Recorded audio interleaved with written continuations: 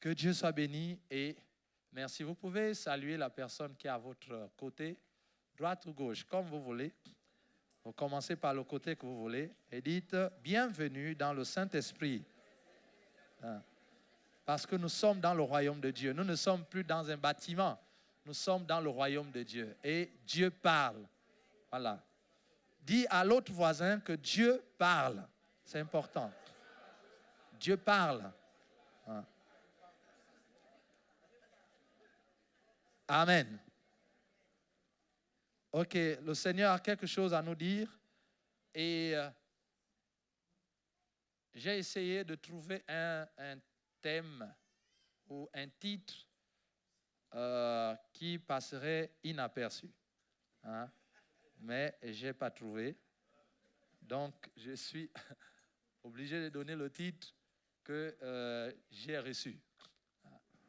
Voilà, là, c'est pour préparer. Nous allons voir en quelques minutes, avant de prier, quelque chose que Dieu nous dit. Enfin, c'est comme un plaidoyer venant du ciel lui-même, ou c'est comme un compte rendu de la réunion céleste. Lorsque Dieu se retrouve avec Dieu et avec un autre Dieu et que les trois se retrouvent en un seul Dieu, alors qu'ils sont trois dans la réunion en un seul parlant. Voilà, donc tout ça c'est pour montrer que c'est compliqué. C'est Dieu. Hein. Il est Père, et il y a le Fils, c'est l'Esprit.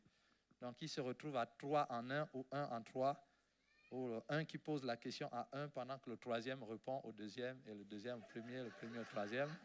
Et tout cela, c'est un seul Dieu. Voilà.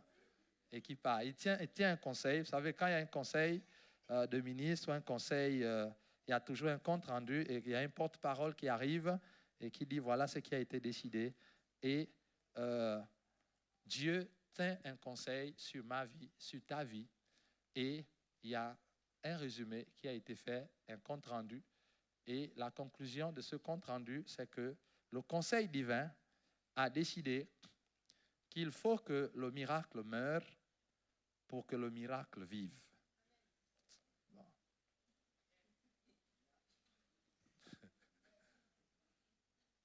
Il faut que le miracle meure pour que le miracle vive.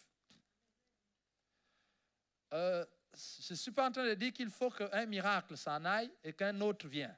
Non. Il s'agit du même miracle que nous attendons. Ça veut dire que le ciel a regardé, a statué sur notre position en tant que chrétiens, a examiné les situations que nous traversons et Dieu n'a pas de choix sur certaines situations dans ma vie, dans ta vie, que de décider que le miracle doit mourir pour que le miracle vive. Qu'est-ce que ça veut dire? Alors, dis à ton voisin, maintenant nous rentrons dans la parole. Ne me dérange plus.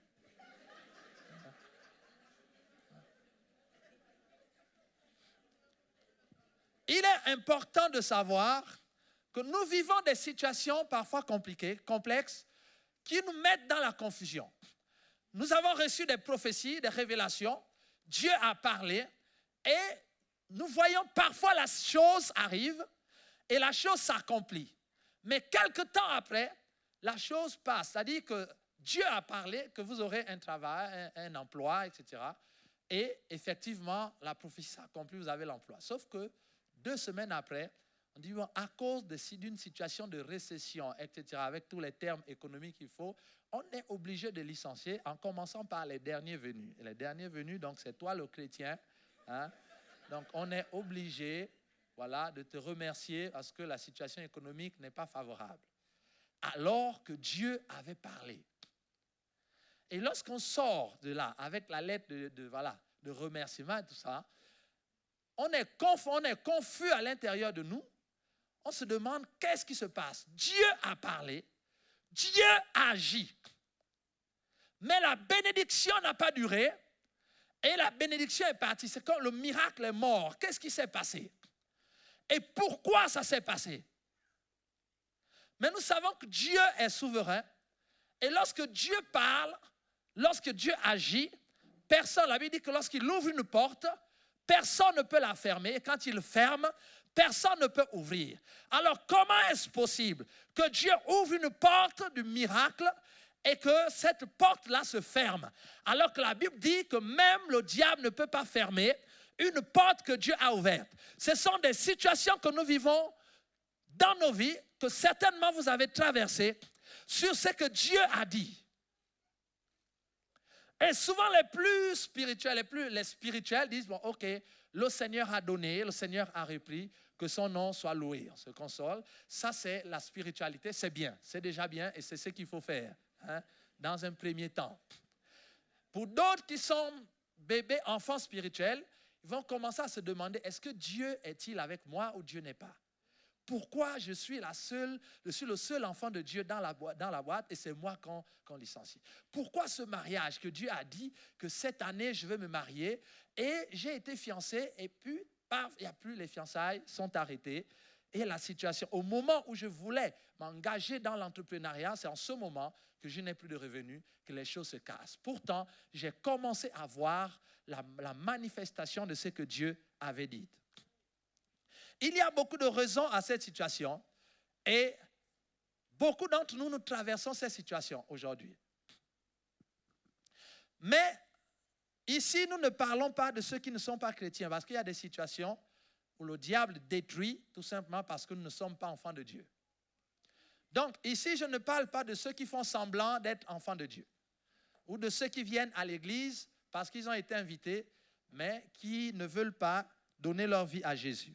Ceux-là, si un miracle arrive dans votre vie et que le miracle disparaît, il y a plusieurs raisons à cela. Voilà.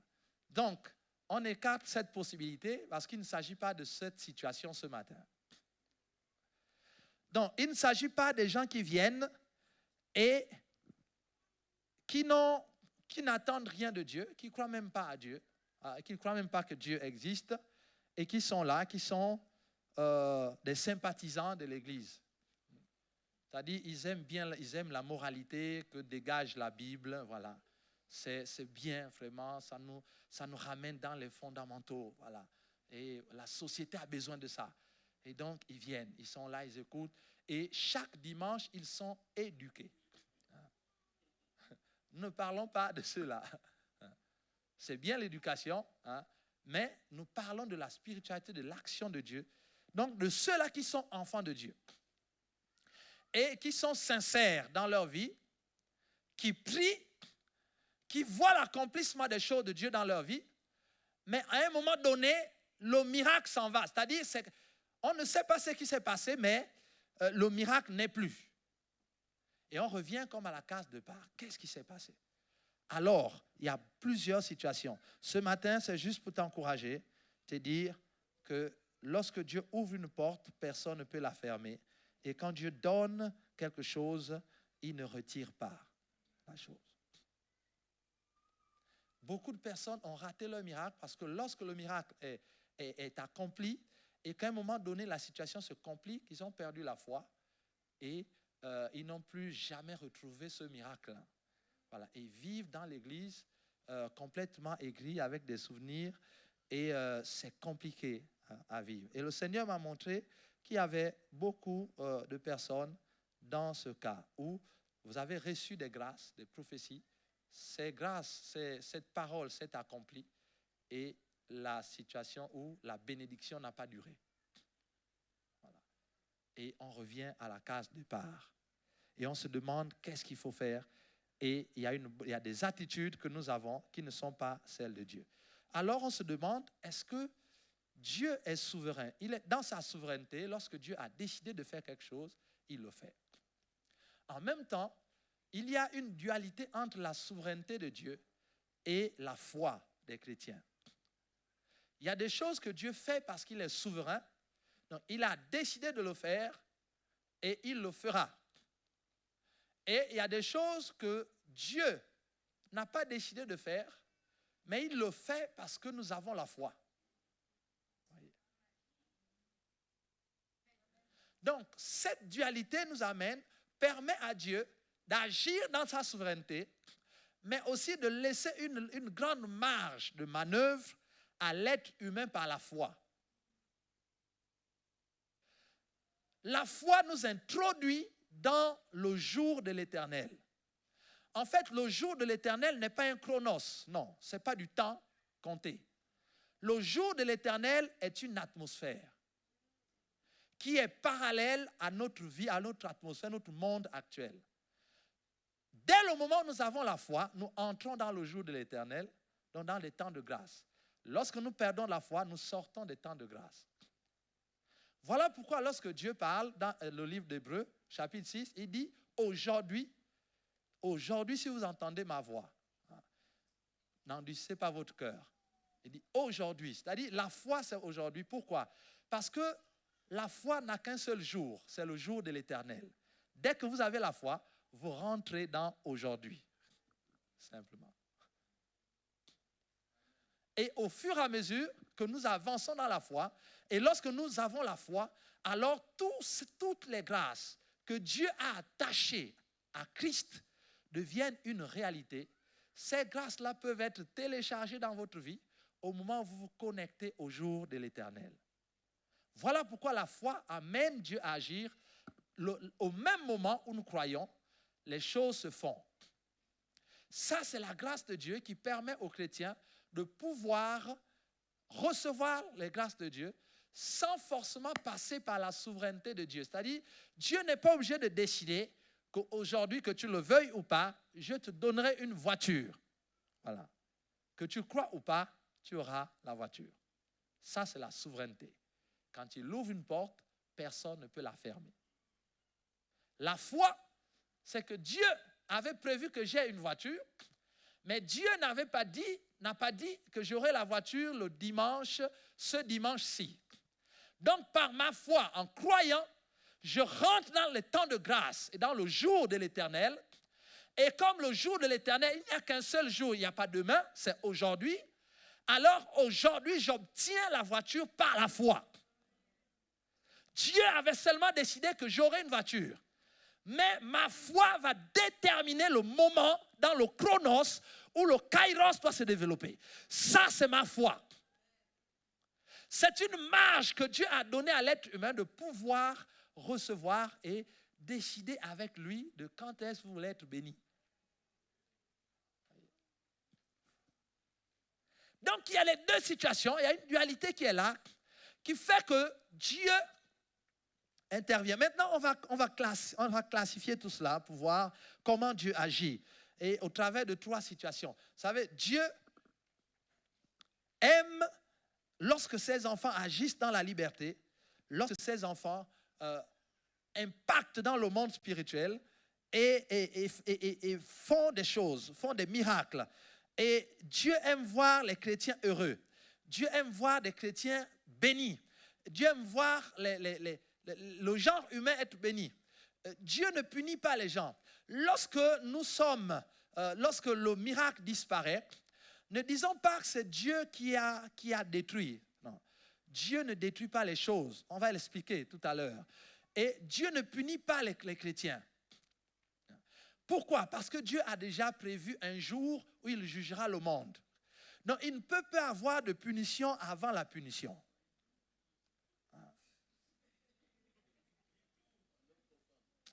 Alléluia. Voilà pourquoi lorsque les démons reconnaissaient le Messie, reconnaissaient Jésus, après l'avoir reconnu, ils avaient toujours un plaidoyer à faire. Dit, ce n'est pas le temps pour toi de nous juger et de nous punir. Le temps n'est pas arrivé. Les démons l'ont rappelé à Jésus, dit, ce n'est pas le temps pour toi de nous punir, envoie-nous dans les pourceaux. Jésus regarde, Jésus voit que la prière des démons est une prière spirituellement légale. Parce qu'évidemment, ce n'est pas le temps de punir. C'est le temps de grâce. Donc, comme la prière est légale, allez dans les pourceaux. De toutes les façons, il y a un jour qui est prévu où je vous punirai. Pour l'instant, le temps n'est pas arrivé. Donc, vous voulez aller dans les pourceaux, allez dans les pourceaux. Ça, c'est une tromperie du diable que de faire croire aux chrétiens que le mal qui arrive dans la vie des chrétiens, Dieu les punit. Dieu ne punit pas les gens. Dieu bénit. La Bible dit qu'il a tant aimé le monde. Voilà pourquoi un païen peut être béni par Dieu. Voilà pourquoi un chrétien qui vit dans le péché peut être béni par Dieu.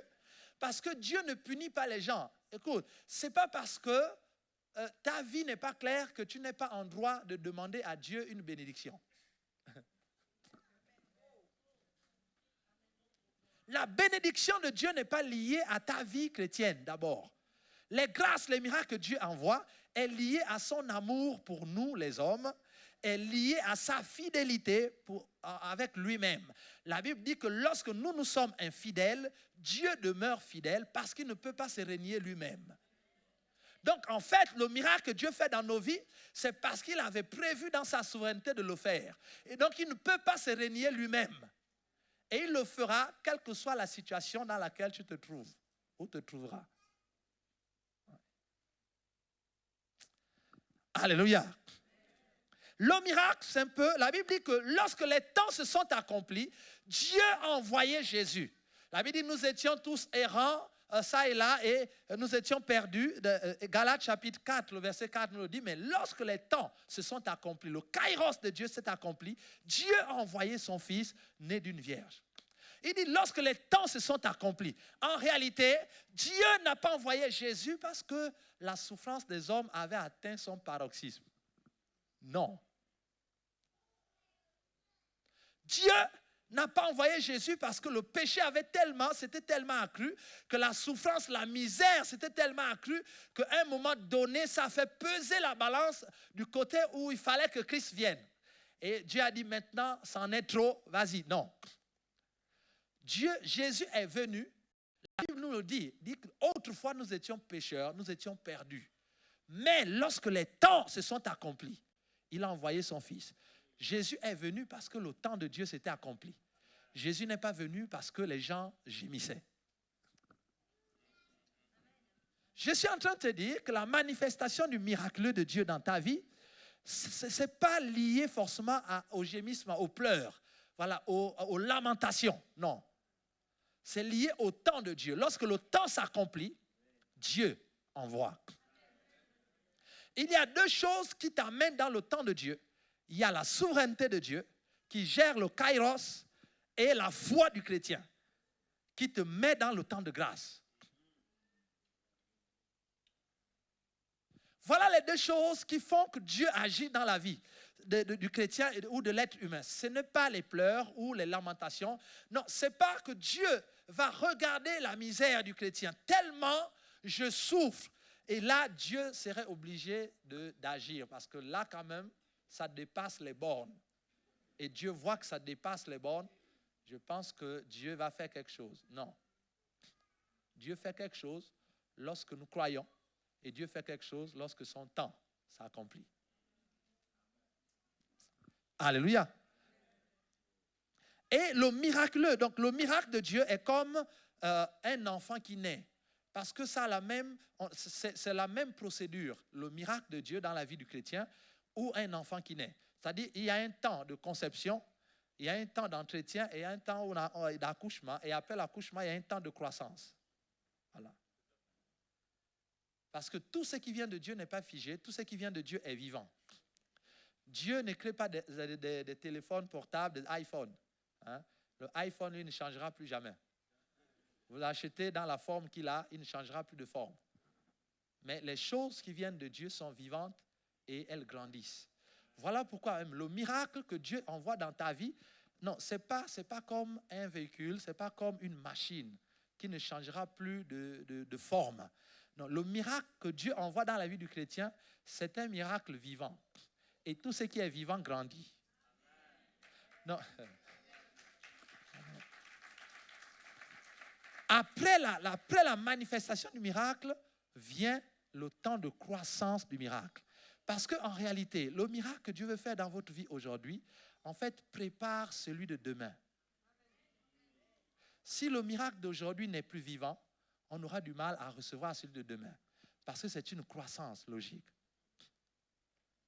Donc Dieu ne fait pas des miracles statiques où il t'envoie, il t'amène dans le mariage, tu es marié et puis c'est fini. Non. le mariage, le miracle du mariage n'est qu'un miracle précurseur qui va amener d'autres choses. Parce qu'après, le couple va évoluer dans le ministère, le couple va évoluer dans la direction que Dieu veut. Et Dieu va ajouter d'autres miracles dans le couple qui vont venir se poser sur le miracle du mariage d'abord lui-même. Donc le miracle que je reçois aujourd'hui n'est que le précurseur d'un autre miracle. Parce que tout ce que Dieu fait est vivant. Ça veut dire que je dois l'entretenir par la foi. Amen. Et nous allons regarder 3 enfants qui sont nés pour voir comment Dieu opère, comment cette dualité opère entre la souveraineté et la foi des chrétiens. Et comment les choses se font pour que tu comprennes aujourd'hui le pourquoi des situations qui t'arrivent, comment le miracle vient et il passe alors que Dieu avait dit et que le diable ne peut pas détruire. Le premier enfant, il y a des miracles qui arrivent, comme le miracle de l'enfant de la Sunamite. La Sunamite, à l'époque d'Élisée, elle a eu un miracle, l'enfant Thomas, elle a eu un enfant. Cette histoire, nous la trouvons dans le livre de 2 Rois au chapitre 4, où Élisée avait l'habitude, pour ramener à la situation contemporaine, à faire des programmes, des conférences, des campagnes d'évangélisation dans la ville où était la Sunamite et son mari. Et après le ministère, après exercer le ministère, cette dame avait constaté que Élisée et Géasi, après, ils restaient, ils prenaient un sandwich quelque part, ils s'asseyaient, ils mangeaient. Elle a dit, mais ce n'est pas normal. Il faut que l'homme de Dieu ait un endroit où reposer sa tête. Nous allons faire une chambre et où il viendra passer le temps après avoir exercé le ministère. Et ils ont construit avec son mari une pièce. Et à chaque fois qu'Élisée passait par là, et Géasi, il séjournait chez cette dame. Et Élisée va poser la question à Géasi, qu'est-ce que nous pouvons faire pour cette dame? Avec tout ce qu'elle fait pour l'œuvre de Dieu. Nous sommes au chapitre 4 de 2 Rois. Et on va lire, c'est toute une histoire que vous pourrez lire chez vous. Nous allons prendre quelques versets choisis. Verset 14, et il dit, que faire pour elle? Géasi répondit, mais elle n'a point de fils et son mari est vieux. Et il dit, appelle-la. Géasi l'appela et elle se présenta à la porte. Élisée lui dit, à cette même époque, l'année prochaine, tu embrasseras un fils. Et elle dit, non, mon Seigneur, homme de Dieu, ne trompe pas ta servante. Verset 17, cette femme devint enceinte et elle enfanta un fils à la même époque, l'année suivante, comme Élisée lui avait dit. Amen. Et l'enfant va grandir et à un moment donné, l'enfant va avoir une fièvre et l'enfant meurt. Verset 23, la dame va aller chez le prophète, celui qui est l'auteur de cette prophétie et de ce miracle. Et elle va aller vers le prophète. Son mari demande ce qui se passe et il dit au verset 23, « Pourquoi veux-tu aller aujourd'hui vers lui? Ce n'est ni la nouvelle lune, ni sabbat. » Elle répondit, « Tout va bien. » Est-ce que tu peux dire « tout va bien » ? Et lorsqu'elle arrive devant Élisée, elle répète les mêmes choses. Et écoutez ce qu'Élisée va dire au verset 27. Elle répondit, dès qu'elle fut arrivée auprès de l'homme de Dieu sur la montagne, elle embrassa ses pieds. Géasi s'approcha pour la repousser, mais l'homme de Dieu dit, laisse-la car son âme est dans l'amertume. Et l'Éternel me l'a caché et ne me l'a point fait connaître. Alors, verset 28, elle dit, ai-je demandé un fils à mon Seigneur? N'ai-je pas dit, ne me trompe pas? Et Élisée va faire le miracle. Verset 23, Élisée entra et ferma la porte sur eux deux, et il pria l'Éternel. Il monta et se coucha sur l'enfant. Il mit sa bouche sur sa bouche, ses yeux sur ses yeux, ses mains sur ses mains. Il se tendit sur lui et la chair de l'enfant se réchauffa. Élisée s'éloigna et alla ça et là par la maison, puis remonta et s'étendit sur l'enfant, et l'enfant éternua 7 fois, et il ouvrit les yeux. Élisée appela Géasi et dit, appelle cette Sunamite. Géasi l'appela et elle vint vers Élisée, qui dit, prends ton fils. Elle alla se jeter à ses pieds et se prosterna contre terre, et elle prit son fils et sortit. Qu'est-ce qui se passe dans cette histoire? Il y a un conseil qui se tient. Dieu parle à la femme et dit, à cette même époque, l'année prochaine, tu auras un fils. Dieu a décidé dans sa souveraineté de donner un fils à cette femme. La femme dit à Élisée, il dit, mon Seigneur, ne trompe pas ta servante. Mon mari, le mari, il est vieux, moi, je ne cherche plus d'enfants, donc ne me trompe pas. Elle n'a pas cru au miracle de Dieu. Elle n'a pas cru à la parole de Dieu. Et elle émet une objection, elle dit non, mon Seigneur. Dieu lui dit, l'année prochaine, à la même époque, tu auras un fils. Elle répond, non, mon Seigneur, ne trompe pas ta servante. En d'autres termes, plusieurs hommes de Dieu sont passés. J'ai eu des entretiens, on a prié, des programmes, même j'ai assisté avec mon mari. Quand tu faisais les appels pour ceux qui voulaient recevoir des miracles, on s'est levé l'année passée, l'année d'avant, cette année. Tu as prié sur tout le monde, on n'a jamais eu d'enfant. J'ai prié, j'ai jeûné, j'ai tout fait, je n'ai pas eu d'enfant.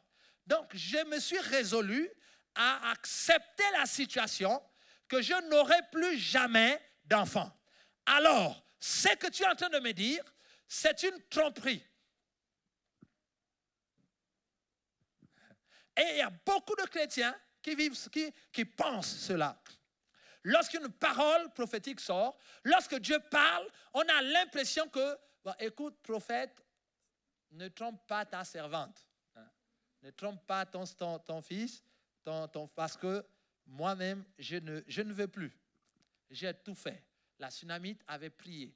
Elle a fait des offrandes. Elle a même construit la maison pour le prophète. Elle a tout fait. Elle a prié. Rien, pas d'enfant. Elle a prié, pas d'enfant. Elle a prié. Et après, elle a prié. Rien. Elle a encore prié. Rien. Après, elle a jeûné. Elle a prié. Rien à faire. Ainsi dit, donc, Dieu veut certainement pas que j'ai un enfant. Maintenant, je veux le servir et je ferme la parenthèse de l'enfant. C'est terminé. Et c'est en ce moment qu'un homme de Dieu passe par là et il dit, l'année prochaine, à cette même époque, vous aurez le miracle que vous attendez. Vous voyez, les hommes, on aime cette formule parce que c'est une formule céleste. Ça vient de Dieu. Et au moment où je dis, je ne suis pas en train de faire un commentaire, je suis en train de dire qu'au mois de mai prochain, tu auras le miracle que tu attends, si cela nécessite du temps. Alléluia. Donc, si les femmes qui recherchent d'enfants, ou les maris, ou les couples, vous pouvez déjà saisir le miracle. Mais d'autres peuvent dire, ne trompe pas ta servante. Parce que tu n'as aucun diplôme en embryologie. J'ai essayé tous les professeurs, je suis allé dans des... Voilà, je me suis résolu que c'est fini. J'ai prié, reprié, prié. Après, j'ai prié. Rien. Voilà. Donc, lorsque on dit, tu reçois le miracle, amen, en fait, dans le cœur, on dit, non, mais ne trompe pas ta servante, parce que ça, je n'y pense plus. Et Dieu, écoutez, Dieu se retrouve coincé dans cette situation. Parce que Dieu est souverain, Dieu a prononcé une parole sur la Sunamite. Et Dieu sait que la parole de Dieu ne retourne pas sans effet. Et la parole de Dieu est éternelle. Dieu ne peut pas annuler sa parole. Donc Dieu sait que l'enfant viendra, que le miracle viendra. Sauf que la situation et le positionnement de la Sunamite est un positionnement qui n'est pas dans la foi. Or, les choses de Dieu se reçoivent par la foi. C'est la foi qui nous fait entrer dans le miracle de Dieu. Dieu se retrouve coincé entre deux situations. La femme, il a dit qu'elle aura un enfant. Cette parole s'accomplira. Sauf que Dieu voit que la femme n'a pas la possibilité de recevoir le miracle. La souveraineté de Dieu impose la chose, mais la réception, ce n'est pas la foi. Donc Dieu ne peut pas travailler sans la foi. En d'autres termes, le miracle va se faire parce que Dieu a parlé. Et Dieu ne revient pas sur sa parole. Sauf que l'autre côté, la dame n'est pas en position de recevoir le miracle et elle n'est pas dans une atmosphère qui va faire grandir le miracle, qui fera grandir le miracle de Dieu. En fait, Dieu est là. Est-ce que je donne ou je ne donne pas? La souveraineté, la parole prononcée, Dieu dit, je donne. Voilà pourquoi tout à l'heure, je dis qu'il se tient un conseil. À partir de ce moment, se tient un conseil dans le ciel sur ton cas. Et sur ta situation plutôt. Et Dieu dit, mais qu'est-ce que j'ai déclaré, j'avais prévu, j'ai déclaré dans ma souveraineté que pour Suzanne, le miracle arrivera le lundi 6 mai ou le lundi 7 ou 8 mai, voilà 2017. Sauf que le miracle s'accomplit parce que j'ai parlé. Mais l'autre côté, elle n'a pas l'atmosphère autour d'elle n'est pas une atmosphère de foi. Elle est incrédule. Ça veut dire que les choses spirituelles de Dieu se reçoivent par la foi. Ce n'est que la foi qui est la passerelle entre le monde spirituel de Dieu et notre monde physique. Dieu sait que si on n'a pas de foi, le miracle ne pourra pas tenir. Parce que c'est par la foi que cela va grandir et produire le résultat escompté, le résultat que Dieu attend. Donc Dieu se retrouve dans une situation où le miracle est en train d'arriver parce qu'il a parlé, mais Dieu sait d'avance que ce miracle ne produira pas grand-chose parce que le miracle ne trouve pas le réceptacle de la foi. Et donc un conseil se tient en ton endroit. Et les dieux se réunissent entre eux en un seul et se demandent qu'est-ce qu'il faut faire dans cette situation pour remédier à la situation. Comment on peut s'en sortir dans cette situation et l'aider à être béni. Parce que l'objectif de Dieu, c'est que tu sois béni et heureux, béni et heureuse dans la vie. Donc Dieu est un peu coincé par rapport à ta situation. Qu'est-ce que je fais? Et Dieu décide qu'il faut que le miracle meure.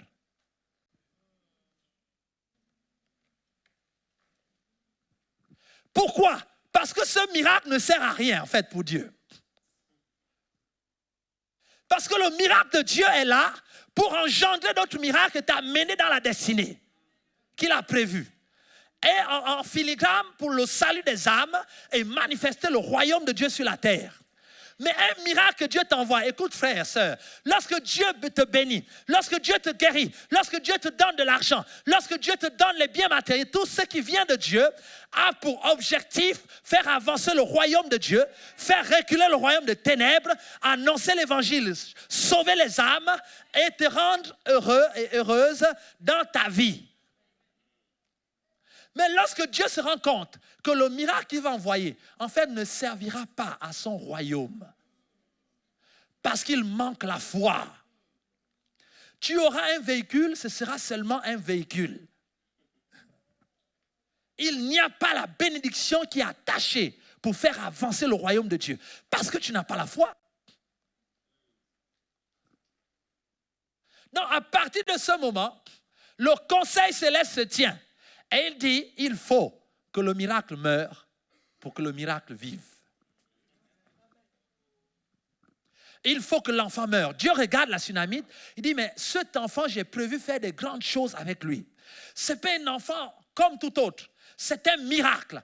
Et cet enfant va grandir, j'ai des choses à faire. Sauf que dans l'atmosphère d'incrédulité, l'atmosphère de manque de foi, Dieu ne peut pas utiliser cet enfant.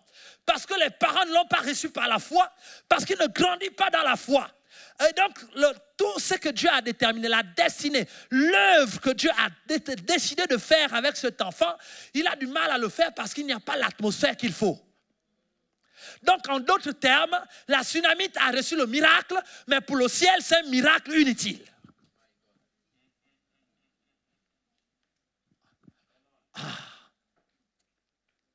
Dieu décide qu'il faut que le miracle meure. et l'enfant meurt. Pourquoi? Parce que l'enfant doit revivre. En fait, lorsque Dieu enlève le miracle, ce n'est pas qu'il est contre nous. Non, c'est parce que Dieu veut faire revivre le miracle dans une autre dimension. Et Dieu va mener la Sunamite dans une situation où elle est obligée de croire. Est-ce que quelqu'un comprend?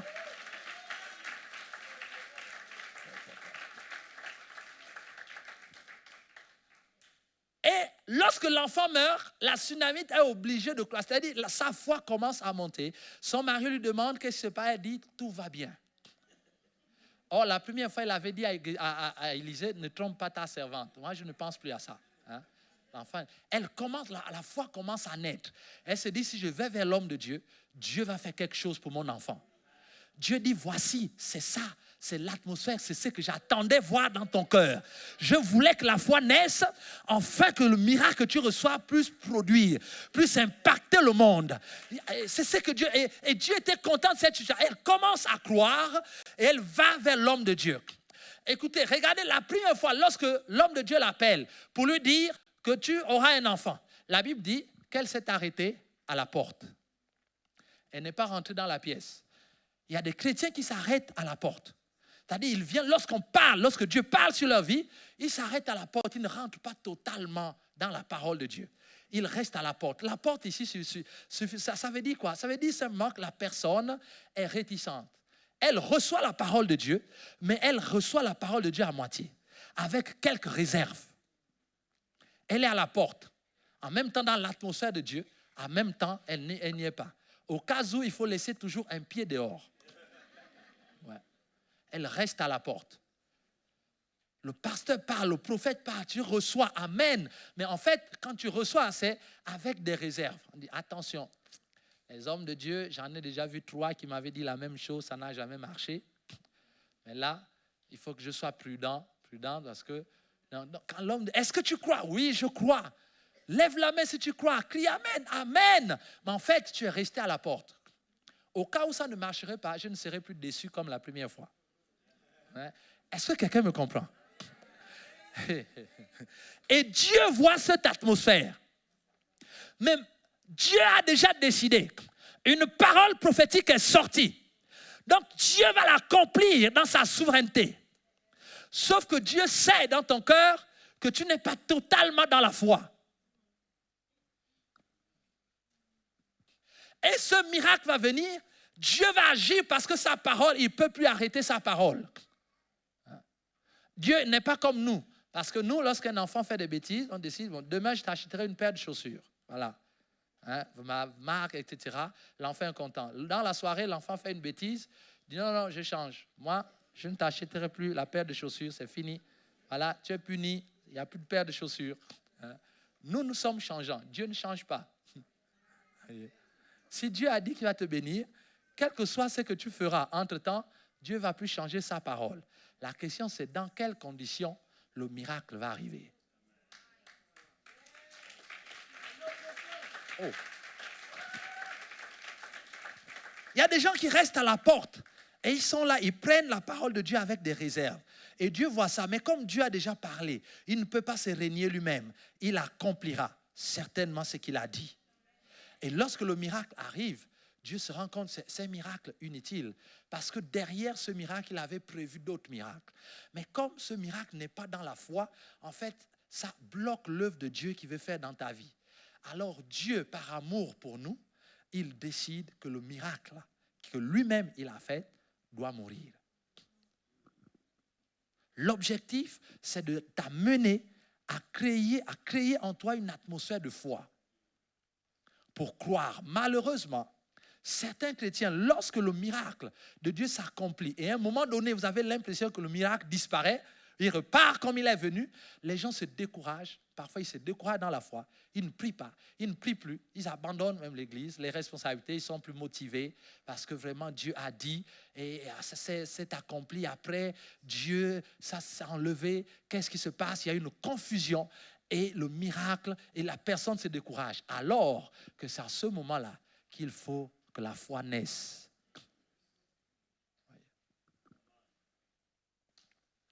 Et ce qui a détruit la foi de la Sunamite ici, c'est quoi? L'amertume. L'apôtre, le prophète le dit. Il dit, son cœur est plein d'amertume. Et Dieu me l'avait caché. Ça veut dire que vous pouvez rester à côté d'un homme de Dieu. Vous pouvez même l'héberger dans votre maison. Mais Dieu peut cacher l'amertume que vous avez dans votre cœur et pour qu'il ne voit pas. On peut servir à côté d'un pasteur tout en étant confus dans son cœur, tout en étant désespéré, dans la confusion, découragé, moral à zéro, démembré, démantelé, tout ceci. Mais ça ne nous empêche pas de servir Dieu. La Sunamite était dans un comportement, elle était moralement complètement à terre. Elle ne croyait plus qu'elle aurait un enfant, mais cela ne l'a pas empêché de servir Dieu, d'aller assister aux conférences d'Élisée et même de construire une chambre haute pour Élisée. Élisée a même habité sa maison, mais cela ne l'a pas enlevé l'amertume qu'il y avait dans son cœur. S'approcher d'un homme de Dieu ne change pas notre cœur. Vous pouvez être en train de servir autour en espérant que le prophète puisse voir, que Dieu puisse lui montrer ce qui se passe dans votre cœur. Mais Dieu a caché cela à Élisée. Voyez. Et lorsque l'enfant naît, et vous allez voir que lorsque l'enfant meurt, la foi naît dans le cœur de la Sunamite et Élisée va faire le miracle seul. Cette fois-ci, lorsqu'il rentre dans la chambre, c'est toujours la même chambre. Vous allez voir qu'il est écrit dans ce que nous avons lu qu'il ferma la porte derrière eux. Est-ce que quelqu'un comprend? La première fois, il avait laissé la porte ouverte. Et la dame n'est pas totalement rentrée. Il a dit, cette fois-ci, il faut qu'il y ait une atmosphère de foi. Il ne faut plus que quelqu'un, un incrédule, quelqu'un qui ne croit plus, vienne vraiment empêcher le miracle de se faire. Je vais moi-même prendre les choses en main. Et lorsque la Sunamite et Géasi voulaient rentrer, il a fermé la porte. Il est resté dehors. Et il est resté avec l'enfant seul. Et dans une atmosphère de foi, le miracle est revenu à la vie. Et la deuxième fois que l'enfant est revenu à la vie, est venu à la vie, l'enfant est venu à la vie maintenant par la foi. La première fois, l'enfant était né dans l'amertume, dans le désespoir, dans vraiment le découragement. Mais la deuxième fois que l'enfant est revenu à la vie, l'enfant est revenu dans la foi. Et en ce moment, alors, le miracle devient utile pour Dieu. La question, qu'est-ce qui s'est passé dans ta vie? Est-ce que Dieu t'a abandonné? Non. Peut-être c'est parce que, en fait, tu as reçu le miracle sans la foi. Et il y a souvent des témoignages où des gens viennent, ils disent, mais je ne croyais même plus que Dieu pouvait faire. Ça, c'est un témoignage. Et les gens, l'Église acclame, oh, gloire à Dieu, etc. Mais ça ressort, il y a un élément qui ressort. Tu ne croyais plus que Dieu allait faire. Donc, en fait, ton miracle n'est pas arrivé dans la foi.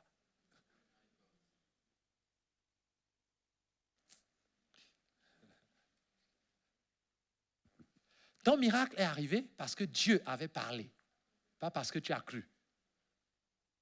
Parce que la preuve, c'est que tu ne t'attendais même plus. Mais le miracle est arrivé, donc ça veut dire que c'est la souveraineté de Dieu qui a prévalu. Ta foi n'a rien fait. Ça veut dire que tu n'es pas dans une atmosphère pour faire grandir le miracle. Il n'y aura pas de croissance. Est-ce que quelqu'un comprend? Ce ne serait pas étonnant que quelque temps après, ce miracle meure. Parce que ce miracle n'est pas utile pour Dieu. Ce ne serait pas étonnant que l'argent que tu as reçu, il y ait des complications, que le diable envoie des complications. On se demande, mais je suis enfant de Dieu, pourquoi il y a toutes ces complications? Pourquoi le diable arrive à agir? Mais parce qu'on est dans une situation de manque de foi. Et donc, le miracle n'est pas utile pour Dieu. Quand Dieu regarde ce qu'il t'a donné, lui-même, il ne peut rien faire avec. En fait, ça ne fera pas avancer le royaume de Dieu. Ça ne fera pas reculer le royaume des ténèbres. Dieu ne sauvera pas des âmes au travers de ce miracle parce que tu n'es pas dans la foi. Donc, du coup, ce n'est pas un miracle intéressant pour Dieu. Et ce n'est pas quelque chose que tu pourras faire grandir parce que c'est plus vivant. Le miracle n'est plus vivant parce que c'est la foi en Christ qui fait vivre, qui donne la vie de Dieu. C'est par la foi en Christ que nous recevons la vie. Donc si nous n'avons pas la foi, ça veut dire que nous recevons un miracle sans la vie. Et si un miracle n'est plus vivant, ça finira par partir et mourir. Voilà pourquoi l'enfant est mort. En fait, il a grandi, il a essayé de lutter, mais à un moment donné, il y a eu la fièvre, il est mort. Ce n'est pas possible. À un moment donné, l'entreprise va se développer et après, ça va commencer à flancher. Et on va regarder qu'est-ce qui s'est passé. Pense, dans quelles conditions tu avais reçu la parole prophétique qui a créé cette entreprise? Dans quelles conditions?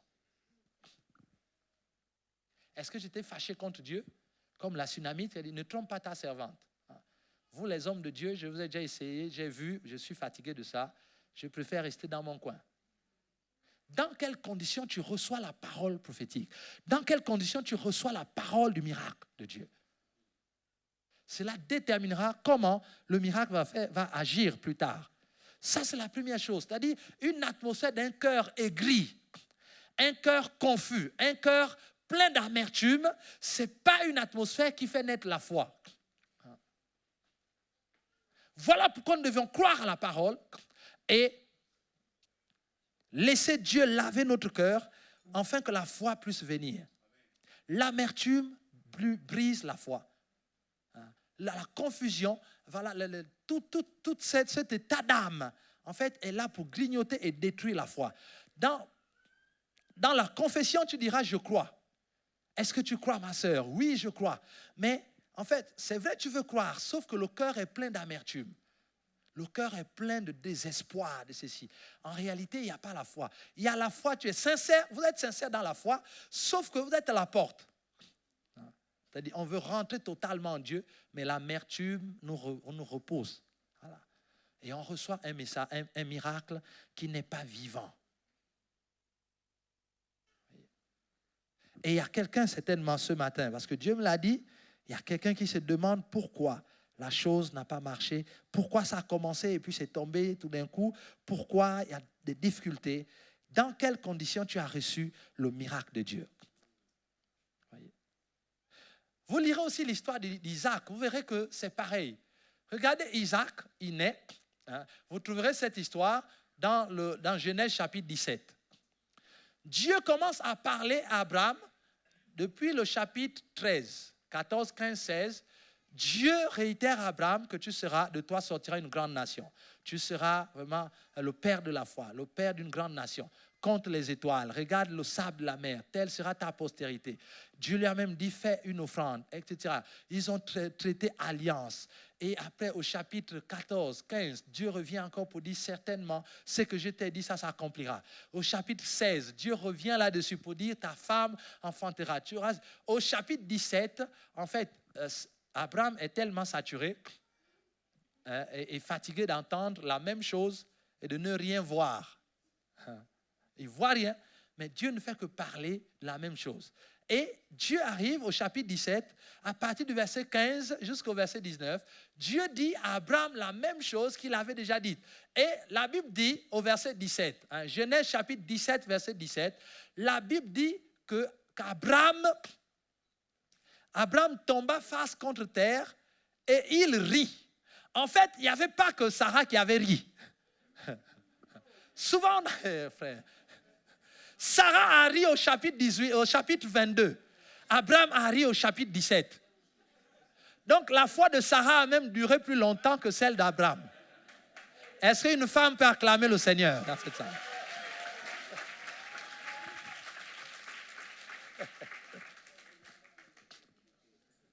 La vie de Dieu vient, il dit certainement, lisez ce passage, vous allez voir, verset 17. Abraham tomba sur sa face, il rit. Il tomba sur sa face, il rit et il dit en son cœur, naîtrait-il un fils à un homme de 100 ans et Sarah âgée de 90 ans, enfantera-t-elle? En fait, voilà ce qui a fait rire Abraham. C'est-à-dire, quand Dieu parle, Abraham se dit, mais ça fait longtemps que Dieu a parlé, ça fait des années que Dieu me dit la même chose. Avant, je croyais, parce qu'on était encore fort. Bon, là, maintenant, on est plus jeune. Moi, j'ai 90 ans, Abraham a 90, Sarah a 90 ans, c'est plus possible. Donc, Abraham prend la parole. Il prend le miroir. il regarde, il dit non. Il regarde la parole de Dieu. Quand il regarde le miroir, il dit non. Ça, il tourne le miroir vers Sarah. Il sent que ce n'est pas évident. La Bible dit qu'il tomba face contre terre. Il rit. Ça veut dire qu'il n'est pas tombé sous l'onction. Il n'est pas tombé, frère. Il n'est pas tombé en adoration. En fait, c'est le fou rire qui l'a fait tomber. En fait, en d'autres termes, pour parler simple, Abraham s'est marré.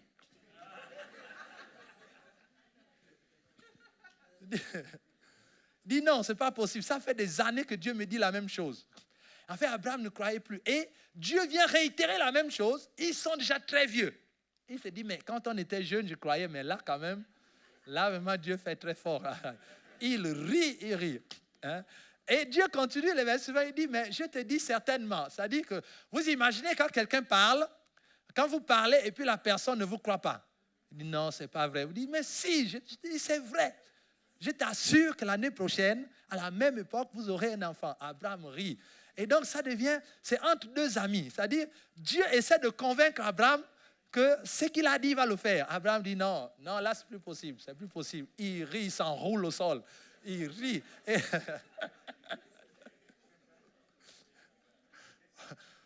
Waouh! Et Dieu dit, c'est pas grave, il attend quand les deux seront ensemble. Il arrive au chapitre 18, au chapitre 18, et il va parler de la même chose à sa femme, aux deux, à Abraham et à sa femme, lorsque les trois hommes sont arrivés. Et il va dire certainement, toujours la même expression, l'année prochaine, à la même époque, ta femme enfantera. Et quand vous lisez l'histoire, vous verrez que Sarah, la Bible dit que Sarah les écoutait et elle se trouvait où? À la porte de la tente. Est-ce que quelqu'un comprend? Et la Bible dit, elle rit. C'est-à-dire, elle a écouté Dieu. Elle savait que Dieu voulait qu'ils aient un enfant, mais il n'y avait plus la foi. Et elle a commencé à rire. Il y a des gens, pendant l'exercice du ministère, tu viens lui parler, ça veut dire telle chose, il y a telle chose qui va arriver. Dans 2 mois, telle situation va arriver. La personne a un sourire. En fait, aïe. Est-ce que quelqu'un comprend?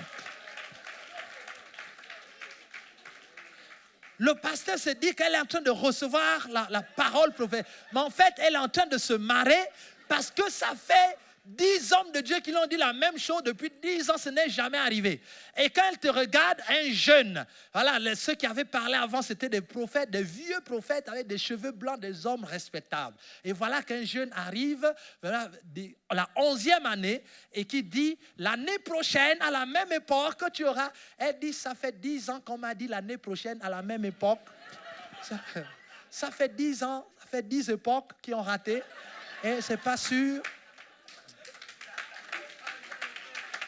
Est-ce que quelqu'un comprend? Non, acclame le Seigneur Jésus. C'est très important. Et la personne rit.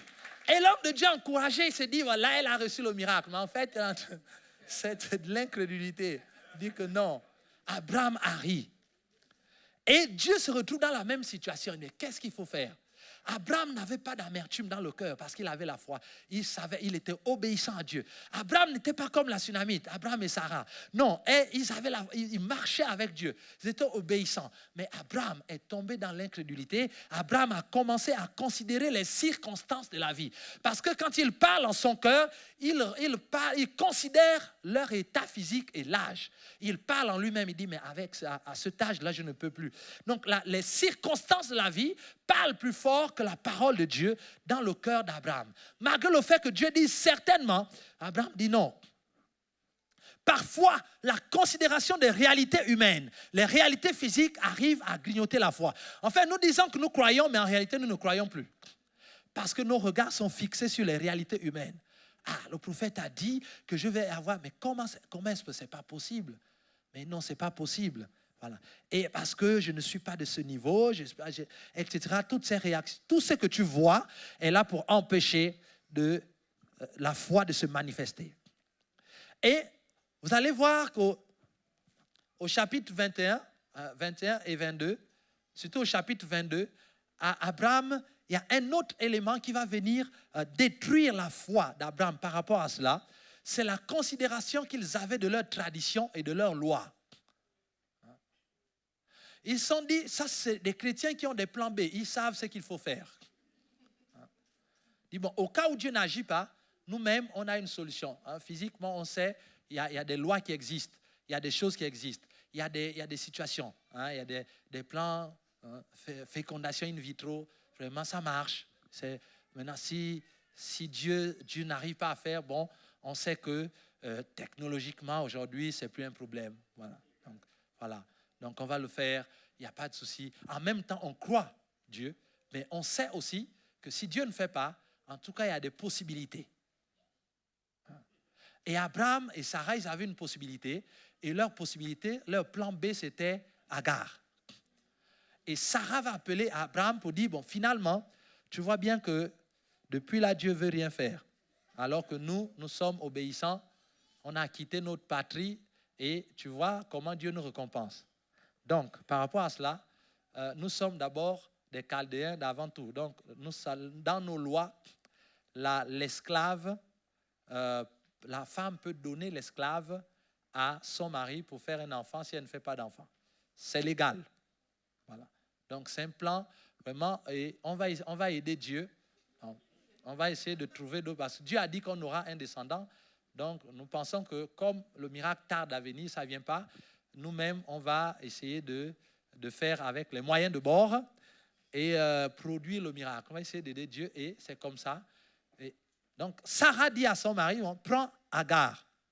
Abraham regarde Agar et Abraham dit, mais vraiment Sarah, je ne savais pas que tu étais aussi sage que maintenant.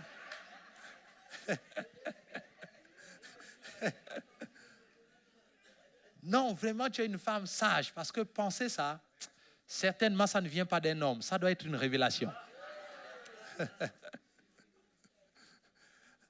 Et voilà comment on attribue à Dieu nos propres solutions. Et Dieu les laisse faire. Ismaël va naître, mais Dieu revient derrière. Il sait, Dieu avait dit, vous aurez un fils. Donc Dieu attendait son temps kairos.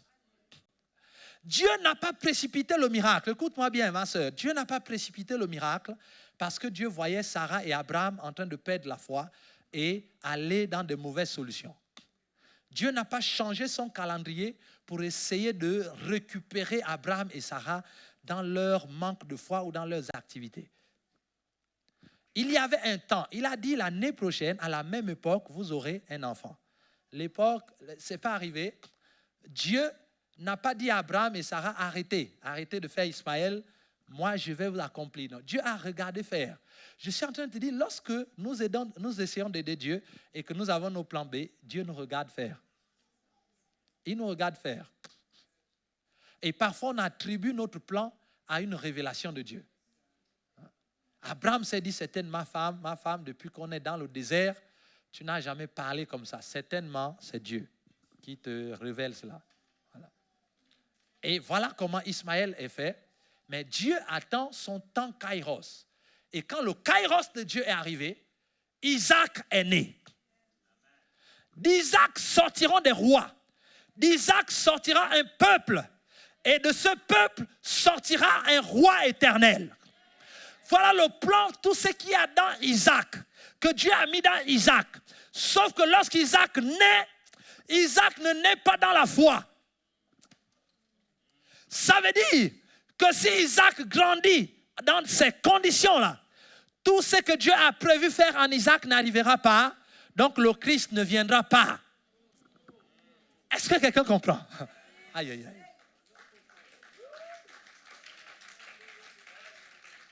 La naissance d'Isaac, ce n'est pas un enfant de la foi, c'est un enfant de la parole de Dieu. Parce que Dieu, dans sa souveraineté, avait dit que vous aurez un enfant. Et lorsque le temps marqué arrivait, ils ont eu Isaac. Mais Isaac n'est pas né dans l'atmosphère de la foi qui puisse faire grandir Isaac et produire d'autres miracles. Donc, en d'autres termes, Isaac, dans sa naissance, tel qu'Isaac était né, le peuple d'Israël ne pouvait pas sortir d'Isaac. Christ ne viendrait pas. Et Dieu tient un conseil. Il faut qu'Isaac meure pour qu'Isaac revive.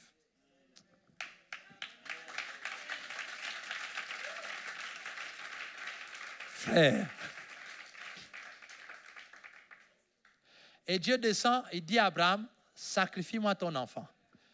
Et quand Dieu dit à Abraham de sacrifier son fils, ce n'était pas de la blague. Ce n'était pas seulement pour l'essayer, voir si... Non. Il y avait un problème de législation, un problème de loi spirituelle. Dieu était devant un problème majeur. La promesse tant attendue qu'il a parlé est arrivée, sauf qu'elle n'est pas dans les conditions de produire le peuple d'Israël, produire les rois David, les Moïse, produire Jésus. Donc cet Isaac-là est inutile. Il faut qu'Isaac meure. Et Dieu vient dire à Isaac, ce n'était pas un simple plan ou une simple épreuve pour éprouver juste la foi d'Abraham.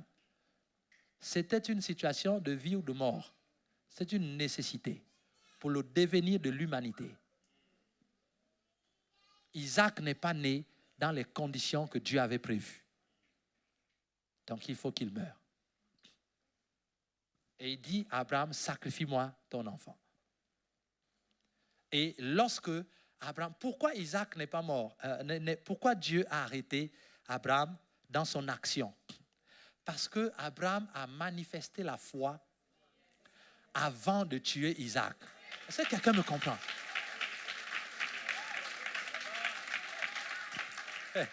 Hey. L'enfant de la Sunamite est mort.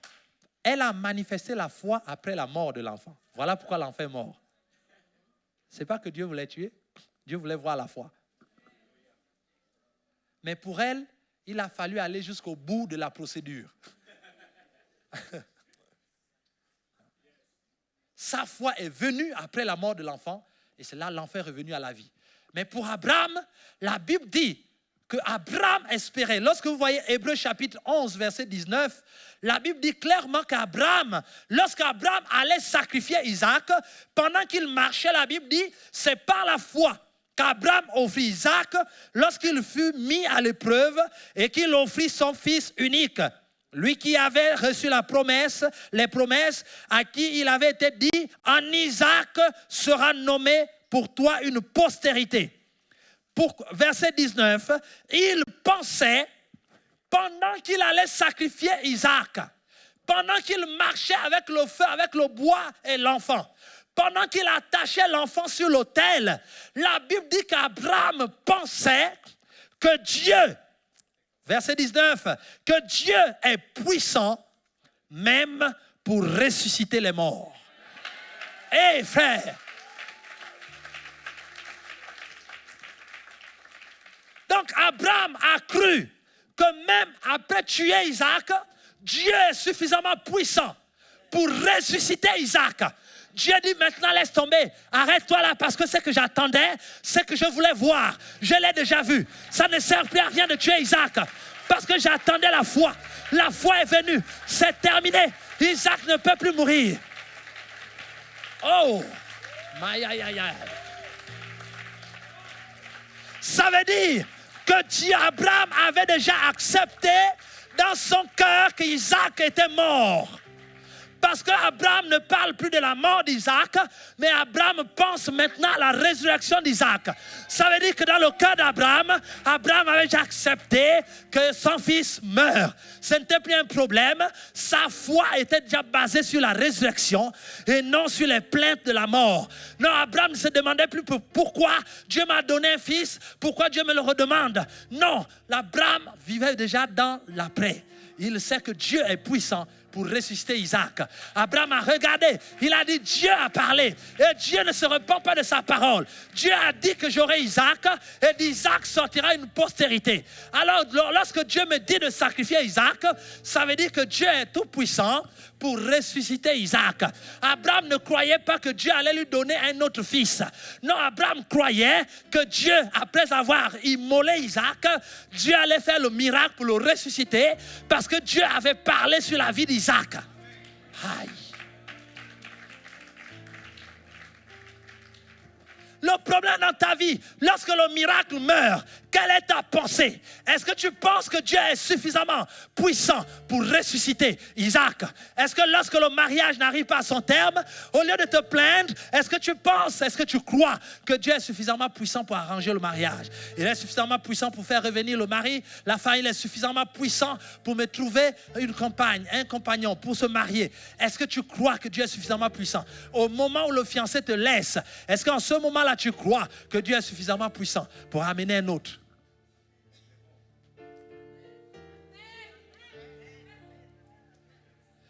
Dieu attend cette attitude. Voilà pourquoi Isaac n'est plus mort. Parce que dans le cœur d'Abraham, Isaac était déjà mort. Et Abraham croyait à la résurrection. Et Dieu a dit, maintenant, la foi dont j'ai besoin. Qu'est-ce qu'Abraham croyait? Que Dieu allait faire revenir Isaac. Donc, qu'Isaac allait naître de nouveau. Donc, à partir de là, spirituellement, c'est un autre Isaac qui est descendu de l'autel. Ce n'est plus l'Isaac qui est né dans l'incrédulité. C'est maintenant l'Isaac qui vit par la foi.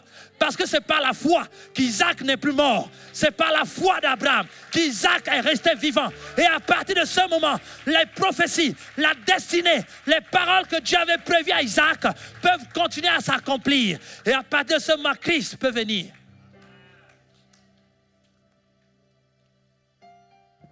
Au lieu de se lamenter, il y a des gens qui tuent même leur propre miracle. Où Dieu fait des choses et toi-même, tu participes même à la destruction du miracle que Dieu a fait par incrédulité. Et les gens sont fâchés contre Dieu. Mais comment Dieu peut permettre? Pourquoi Dieu peut permettre? Comment Dieu savait que Dieu lui-même a parlé? Et Dieu lui-même a dit, mais comment il peut permettre que cette situation arrive? Alors que nous ne comprenons pas que si Dieu a permis que cette situation arrive, parce que Dieu a vu que la première fois qu'il a donné le miracle, c'était par sa souveraineté et non par ta foi. Au lieu de se repositionner dans la foi, les gens s'enfoncent encore dans l'incrédulité et ils sont fâchés contre Dieu. Je ne comprends pas ce qui se passe. Je suis arrivé dans l'église, Dieu a parlé pourtant sur ma vie et ça a commencé à se manifester. Après, c'est parti. Et le diable a détruit. Comment ça, le diable a détruit? Alors que Dieu dit que lorsqu'il ouvre une porte, personne ne peut fermer. Et que tu es enfant de Dieu, comment le diable peut détruire les choses d'un enfant de Dieu? Comment est-ce possible? Comment le diable peut détruire les choses d'un enfant de Dieu alors que tu es en Christ? La Bible dit que si quelqu'un est en Christ, est une nouvelle création. Les choses anciennes sont passées, tout est nouveau. Comment le diable peut détruire? Comment un djihadiste, par exemple, peut arriver en France et il rentre et pas en clandestin comme ils le font, non, mais il rentre légalement. Donc, il se pointe dans son pays et il demande un visa. Et l'ambassadeur et le service consulaire posent des questions. Qu'est-ce que tu vas aller faire en France? Il dit, je vais aller tuer les Français. Qu'est-ce que vous avez comme armes? Il présente toutes ses armes, les bombes, etc. On lui donne le visa. Il arrive à l'aéroport et la police des frontières. Qu'est-ce que vous êtes venu faire? Justifier? Il dit, je suis venu tuer les Français et voilà l'armement que j'ai amené. On met le cachet. On dit, ok, monsieur, passez. Il arrive, il fait tout ce qu'il a à faire. Après, il repart à l'aéroport. Il dit, bon, j'ai fini de tuer les Français. Je m'en vais chez moi. On dit, ok, on met le cachet, boum, et il prend l'avion, il repart. Je vous pose la question, est-ce que c'est possible?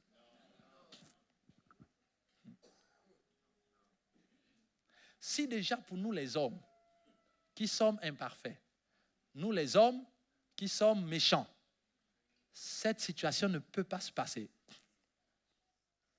Comment pouvons-nous penser que dans le royaume de Dieu, où le roi est le créateur du ciel et de la terre, élevé en puissance, en dignité, roi des rois et seigneur des seigneurs. La Bible dit que ses yeux sont comme des flammes. Sa tête brille comme plus que le soleil. De sa bouche sort une épée à double tranchant. Lorsqu'il parle, sa voix est comme les eaux, les grondements des eaux de la mer. Quand il marche, il fait fondre toutes choses autour de lui. Parce que ses pieds sont chauffés comme de l'airain ardent. Quand il arrive dans ta famille, il pose un pied. Toutes les chaînes et les liens de malédiction sont fondus. Ça, c'est Jésus de Nazareth que tu pries.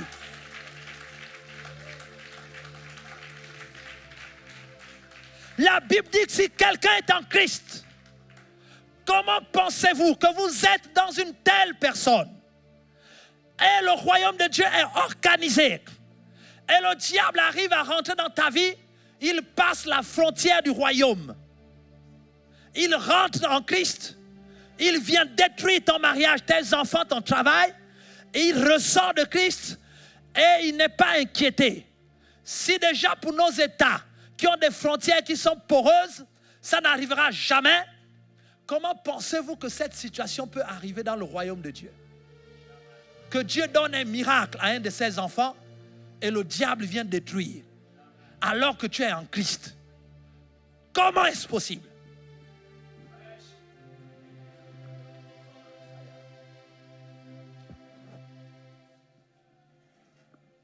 Comment penser cela? Oh, pasteur, Dieu a béni, le diable est venu détruire. Comment déjà même penser cela? Non, c'est une faute grave contre le royaume de Dieu. Vous êtes en train de dire que vous êtes en Christ et le diable a réussi à passer les frontières du royaume. Il est rentré, il a détruit votre bénédiction et il est ressorti. Alors qu'il a été vaincu à la croix de Golgotha. Et vous pensez que c'est possible?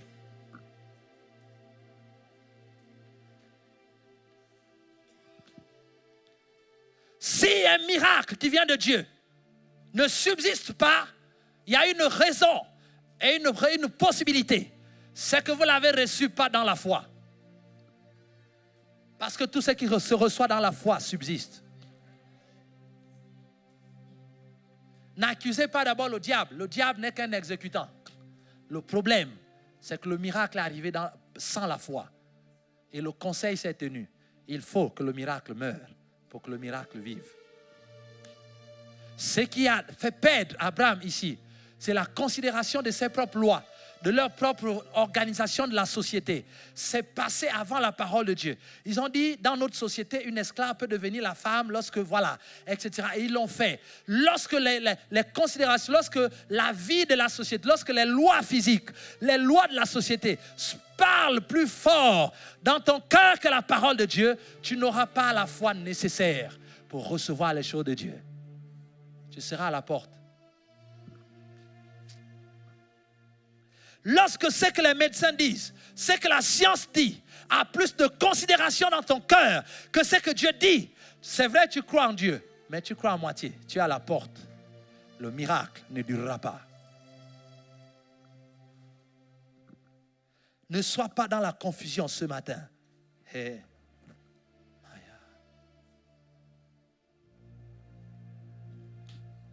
Regardez l'enfant de Salomon. David a eu 2 enfants avec Bathsheba. Il y a eu un premier fils et le deuxième fils qui est Salomon, qui est devenu le grand roi. Dieu avait prévu, certainement dans sa souveraineté, dans le temps Kairos, que Salomon naîtrait de Bathsheba. Mais David a détruit les choses. Certainement Dieu avait prévu son plan. Mais David, non seulement il a commis l'adultère, et il a tué Uri. Et à partir de ce moment, le miracle, c'est que Dieu avait prévu. Dieu avait prévu qu'un enfant, un grand roi naisse de David et de Bathsheba. Mais les conditions dans lesquelles David a mené l'affaire a compliqué le plan de Dieu. Le péché peut faire vaciller les miracles de Dieu dans la vie du chrétien. Il y a des gens qui prennent la parole prophétique de Dieu, la parole de Dieu, et ils vont l'accomplir dans le péché. Et voilà qu'un enfant est né. Dieu avait-il promis, certainement, dans sa souveraineté, que Salomon naîtrait de ce couple-là. Mais à cause du péché, à cause du fait que le péché est rentré dans l'accomplissement de la prophétie, dans l'accomplissement de la promesse, dans l'accomplissement du miracle, alors ça a foiré toute la situation. Vous verrez cela au chapitre 12 de 2 Samuel. Et vous allez constater qu'à chaque fois que David a eu un enfant, on a toujours donné son nom. À chaque fois que les hommes de Dieu dans la Bible ont eu des enfants, Dieu, on a toujours inscrit leur nom dans la Bible. Et le premier enfant que David a eu avec Bathsheba, il n'a pas de nom. Vous lirez la Bible, vous ne trouverez pas le nom de cet enfant-là. Et Dieu a regardé, il dit, mais l'enfant est né dans le péché. Il a fallu qu'il pêche pour l'accomplissement de ce que j'ai prévu depuis le commencement des temps. Il n'a pas attendu que moi-même je puisse faire les choses telles que j'avais prévues. Donc quand il regarde, Dieu regarde l'enfant de David, il dit, mais cet enfant-là, j'ai pu faire de grandes choses avec lui. Mais je ne peux pas. Il est né dans le péché. Il faut que le miracle meure, afin que le miracle renaisse. La Bible dit que pendant le deuil, lorsque l'enfant meurt, David se lève, il mange et il se réjouit. Et quand on lui pose la question, il dit, il a prié, Dieu a voulu prendre l'enfant et il bénit Dieu. David est rentré dans la foi. La Bible dit que David consola Bathsheba. Ça veut dire que David croyait. Il a commencé, il s'est repenti, il a cru. Et la Bible dit que Bathsheba devint enceinte. Sa femme, la Bible l'appelle maintenant sa femme. En fait, avant, ce n'était pas sa femme. Voilà ce qui a fait foirer le miracle et ce qui a fait fausser les calculs du ciel. C'est parce qu'il a connu Bathsheba alors qu'elle n'était pas encore sa femme. Mais Dieu avait certainement prévu. Mais après sa repentance, lorsqu'il s'est marié, la Bible dit maintenant que David connut Bathsheba, sa femme, et elle devint enceinte et elle enfanta un fils à qui on donna le nom de Salomon. Le premier fils, on n'a pas donné le nom. Le deuxième fils, on lui a donné le nom de Salomon. Qu'est-ce que je veux dire?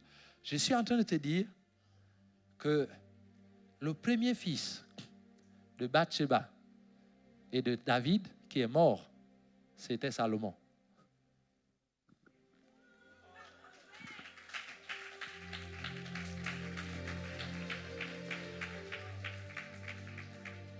Voilà pourquoi Dieu n'a pas donné de nom à cet enfant.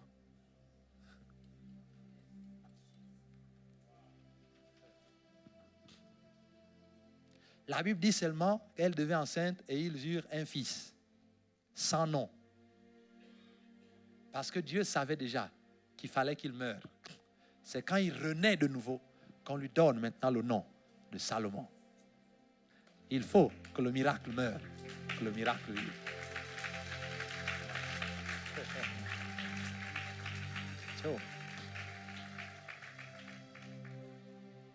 Et il est devenu l'un des plus grands rois.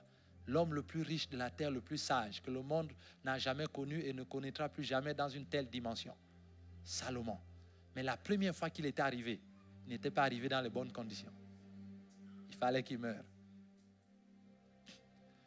Nous sommes en train de te dire que lorsque le miracle venant de Dieu, tu as l'impression que le miracle est passé. En réalité, il n'est pas passé. Parce que ce que Dieu dit, il accomplit toujours.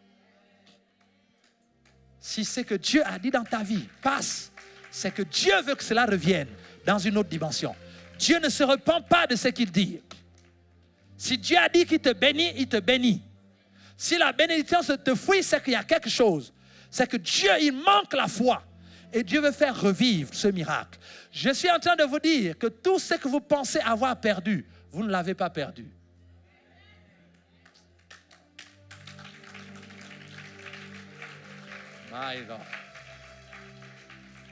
Pourquoi ces choses ne se manifestent pas jusqu'à présent? C'est parce que le comportement spirituel que Dieu attend n'est pas encore arrivé. Jusqu'à présent, vous continuez à vous lamenter au lieu de croire. Jusqu'à présent, vous continuez à accuser Dieu au lieu de croire. Jusqu'à présent, vous continuez à accuser les hommes de Dieu qui n'ont pas dit la vérité au lieu de croire. Jusqu'à présent, nous avons tous les comportements sauf revenir vers Dieu et dire cette fois-ci, Seigneur, je crois. Jusqu'à présent, vous continuez à aller d'homme de Dieu en homme de Dieu, de prière en prière, de prophétie en prophétie, et nous sommes étonnés de voir que c'est toujours la même prophétie qu'on vous donne, parce qu'en réalité, Dieu ne peut pas faire autre chose que cela. Il t'attend dans la foi. Il veut que le miracle naisse dans les conditions du royaume de Dieu. Parce que derrière ce miracle, il y a une destinée pour toute l'humanité. Ce que Dieu veut faire avec toi, tout ce que Dieu donne, tout ce qui vient de Dieu est éternel et impacte toute l'humanité. Toi, tu t'attends à avoir un enfant, mais Dieu voit en cet enfant-là quelqu'un qui va sauver la France, quelqu'un qui va sauver le monde entier, quelqu'un qui va impacter. Voilà ce que Dieu envoie. Mais toi, tu ne vois que l'enfant. Tellement les gens parlent autour de toi, il faut que toi aussi tu aies un enfant. Ta vision est courte, mais ce que Dieu veut faire est plus grand. Toi, tu veux seulement un emploi, mais Dieu, l'emploi qu'il envoie, c'est un emploi qui va croître, parce que tout ce qui vit se manifeste et grandit, croît. Alors, lorsque toi, tu attends un emploi, tu veux seulement un CDD, mais Dieu voit des entreprises derrière ce CDD. Dieu voit une multinationale derrière ce CDD. Dieu voit des grandes choses qui vont impacter le monde et l'évangile va impacter le monde derrière cet emploi que tu recherches. Voilà pourquoi lorsque tu reçois cet emploi sans la foi, ça annule la croissance du miracle derrière. Et tout ce que Dieu a prévu ne viendra pas. Voilà pourquoi il faut que ça meure. Voilà pourquoi tu as vu que le premier emploi que tu as reçu, il est parti. Alors Dieu, c'est pas que Dieu ne t'a pas exaucé. Non, Dieu veut que tu prennes cet emploi dans la foi, parce que derrière cet emploi, il y a des multinationales, il y a des associations, il y a des ONG, il y a des choses que Dieu a déjà prévues. Pour que ces choses s'accomplissent, il faut que le miracle vienne par la foi. En fait, Dieu est de ton côté. C'est nous qui ne comprenons pas l'œuvre de Dieu. Et tu continues à servir Dieu. Tu continues à servir auprès de pasteurs, à servir dans tous les comités, à tout faire comme la Sunamite faisait, comme Abraham faisait, comme David faisait. Tu continues à servir Dieu. Mais il y a quelque chose qui ne va pas dans ton cœur. En espérant qu'à force de servir Dieu, Dieu se souviendra de toi. Mais non, Dieu s'est déjà souvenu. Le problème, c'est que tu ne peux pas recevoir. Et tu ne sais pas recevoir. Tu n'es pas dans l'atmosphère pour recevoir le miracle de Dieu. Dieu ne veut pas t'envoyer un miracle machine. Non, Dieu envoie, tout ce que Dieu envoie est vivant. Et quand Dieu voit que le manque de foi va tuer le miracle, il enlève pour recréer jusqu'à ce que la foi vienne. Dieu ne se repent pas. Il y a quelqu'un qui a pensé et qui a même prié pour dire à Dieu que ce qu'on m'avait dit, donc c'est faux. Non, ce n'est pas faux. Dieu est souverain. Le miracle est arrivé, le diable a détruit. Non, le diable ne peut pas détruire le miracle de Dieu si tu es en Christ. Sauf si tu n'es pas en Christ. Si tu n'es pas en Christ, oui. Si tu es en Christ, le diable ne peut pas détruire. Parce que le diable ne peut pas entrer en Christ. Ce n'est pas possible. Donc il ne reste plus qu'une seule possibilité. C'est que nous avons mal reçu. Il faut que le miracle meure pour que le même miracle revive. Dieu en est arrivé là. Ce n'est pas ce qu'il voulait. Donc, Dieu veut que tu sois heureux. La première fois, lorsque tu pries, lorsque Dieu donne, il parle, tu crois, il donne, et tu es béni, et le royaume de Dieu avance. Ça, c'est le plan de Dieu. Mais à un moment donné, Dieu est obligé de tenir à ton endroit un conseil extraordinaire. Malheureusement, le manque de foi fait que Dieu est obligé de décider que le miracle meurt d'abord pour que le miracle revive par la foi. Voilà pourquoi tu es dans cette confusion, dans cette situation. Dieu ne t'a pas abandonné. Non, ce n'est pas à cause de ce que tu as fait. Non, c'est parce qu'il manque la foi, la confiance en Dieu. Nous voulons des miracles surprises. Non, Dieu ne fait pas des miracles surprises. C'est par la foi. Voilà pourquoi il a pris tout un chapitre dans Hébreu pour nous montrer que c'est par la foi. C'est par la foi que les choses arrivent. Il dit certains sont même morts dans la foi. Ça veut dire que le jour où il est mort, il croyait toujours que Dieu devait faire le miracle. Frère. Sur le lit de mort, on pose la question, est-ce que tu crois que Dieu va agir? Il dit, je crois que Dieu va agir. Et il meurt comme ça dans la foi. C'est ce que la Bible veut dire. Hein? Mourir dans la foi. Ce n'est pas mourir en Christ. Mourir en Christ, c'est tous les chrétiens qui meurent. Hein? Ce n'est pas la même chose. Mourir en Christ, c'est un chrétien qui meurt. Hein? Et qui meurt et il est mort en Christ, il va au ciel. Mourir dans la foi, ça veut dire que la mort l'a trouvé au moment où il croyait que Dieu allait faire des choses. C'est-à-dire, c'est la mort qui est venue interrompre sa foi en Dieu. Mais il croit toujours. Pourquoi tu as arrêté de croire? Parce que c'est venu, c'est reparti? Parce que ce n'est jamais venu? Non. Dieu veut que le miracle revive. Et ce n'est jamais parti. Dieu ne créera pas un autre miracle. C'est le même qui est là. Dieu ne donnera pas un autre Salomon, c'est le même. Et il est là avec toi et il s'accomplira.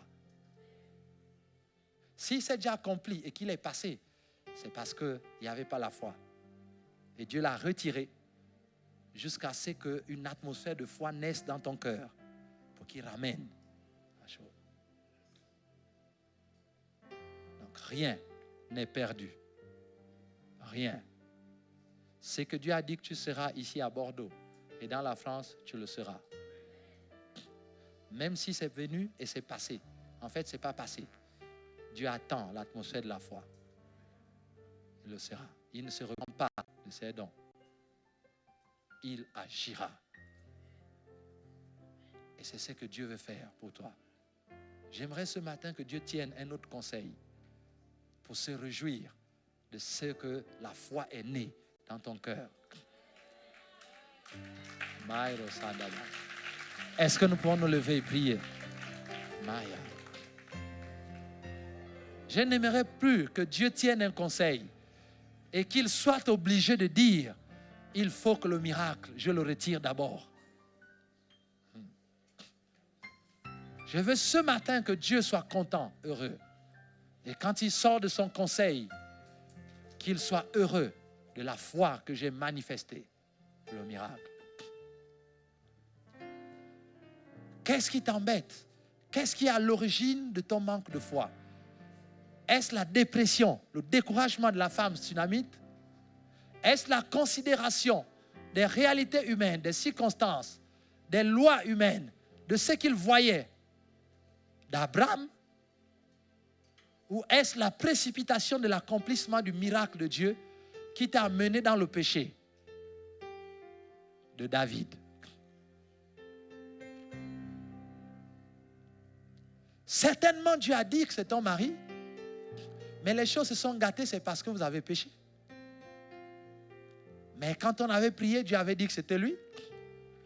Mais comme le péché est entré au milieu, alors il faut que le miracle meure. Et les fiançailles se sont cassées. Mais quand tu poses la question à Dieu, est-ce que c'est lui mon mari? Dieu dit oui. Parce que Dieu ne se repent pas. Mais le fait que tu as introduit le péché et que tu as voulu faire des choses, accélérer les choses, et avant le temps de Dieu, avant le kairos de Dieu, Dieu a retiré le miracle.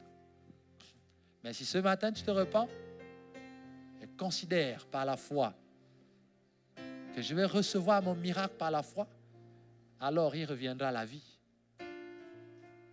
Parce qu'il n'est pas perdu. Dieu est souverain. Ce matin, j'aimerais que nous provoquions le kairos de Dieu par la foi. Regarde les situations que tu as vécues. Nous aimerions prier ensemble et dire, Dieu, je vais quitter cet état. Je ne veux plus des conseils extraordinaires dans le ciel parce que j'ai mal fait à cause de ma situation. Je ne veux plus que les miracles meurent avant de revivre. Je veux qu'ils vivent directement par la foi. J'aimerais prier avec nous et Dieu t'a parlé simplement. J'aimerais simplement que tu lèves ta main si tu te reconnais dans ceux qui ont reçu les miracles de Dieu et que les miracles sont passés. Ça n'a pas duré, ça n'a pas produit le fruit escompté. Dieu avait parlé dans cette église Tu l'as reçu, tu as vu l'accomplissement. Sauf que l'accomplissement n'a pas duré. C'est reparti comme ça. En fait, c'est les conditions dans lesquelles tu avais reçu la parole. C'est ce qui a fait en sorte que le miracle soit retiré. Mais ce miracle n'est pas mort. Il a été retiré pour qu'il revive encore. Et ce que Dieu a dit va s'accomplir. Simplement en demandant pardon à Dieu. Parle à ton Dieu et dis-lui quelque chose. Tu es certainement dans l'exemple de la Sunamite ou de David ou d'Abraham et Sarah. Voilà ce qui t'a mené à perdre et ce qui a mené Dieu à retenir encore ce qu'il avait donné. Alors, il était obligé de donner parce que la parole, le kairos était arrivé. Mais après, il reprend. Il permet que cela n'avance pas pour que la foi naisse. Parce que derrière toi, derrière ce miracle, Dieu voit toute une génération de serviteurs de Dieu. Derrière cette entreprise, Dieu voit une multinationale qui va prôner les valeurs du royaume. Dieu voit des milliers d'hommes et de femmes qui sont sauvés. Dieu voit des campagnes d'évangélisation financées. Dieu voit des dons de libéralité. Dieu voit beaucoup de choses. Mais ces choses ne pourront pas s'accomplir si le miracle n'est pas reçu dans la foi. Derrière ton mariage, Dieu voit le salut de ta famille, le salut de sa famille. Dieu voit des hommes de Dieu, des serviteurs, servants de Dieu qui vont sortir de votre sein, des enfants qui vont servir Dieu, des petits-fils, des petits-enfants qui vont servir Dieu, qui vont bousculer le monde entier. Voilà pourquoi l'enfant que tu attends, ce n'est pas un simple enfant, c'est quelqu'un qui va bouleverser le monde. Il y a un Salomon dans ton ventre que Dieu veut faire venir et reçois-le maintenant au nom de Jésus.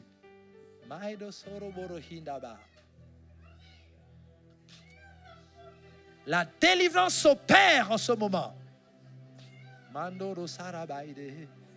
Oui, parle à Dieu, demande pardon à Dieu. Et le miracle va revivre ce matin. Le miracle revit ce matin.